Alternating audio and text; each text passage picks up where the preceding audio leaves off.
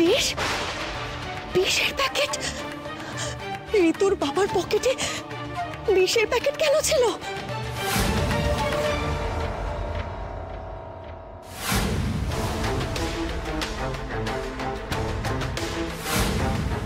তবে কি এই বিষ উনি ওই ক্লাসের শরবতের মধ্যে মিশিয়ে দিয়েছেন? এত বড় অনুদ্ধ উনি করলেন কেন? প্রসেন একদম চুপচাপ ঘরের ভেতর ঢুকে যা। আরে আমার কাজ আছে, আমি যেতে পারবো না এখন। কাজ মানে এখন কি কাজ? হ্যাঁ, কাজ মানে হচ্ছে আসলে আমার শরীরটা ভালো নেই, তাই আমাকে ডাক্তারের কাছে যেতে হবে। হ্যাঁ, তা হ্যারি তো ডাক্তার। কি হয়েছে বাবা, আমাকে বল না, আমি ডাক্তার সব সলভ করব। বল শুরু আরে বাবা, তোমাদের এত কি, তোমরা জানো তোমাদের তো কাজ আছে, তোমরা যে যার কাজে যাও, আমি ঠিক ঢুকে যাই। আমাদের কাজই তো এটা, আমাদের কাজই তো হচ্ছে তোকে ঘরের ভেতর পৌঁছে দেওয়া, তাই না?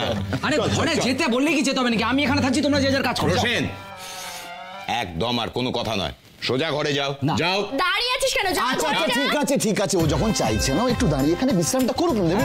বিশ্রাম এখানে? বলছিলাম কলির মা এখানে যেন কোথায় আছে? আবার এই দরজার মহিলা। হ্যাঁ হ্যাঁ, কলি।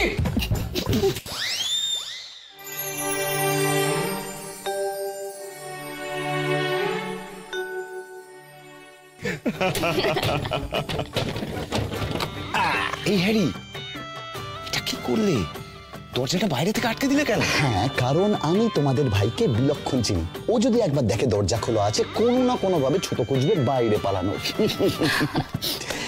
এই দেবুদা, বলছি এই দুই ভাইয়ের কম্বিনেশনটা কি অদ্ভুত না?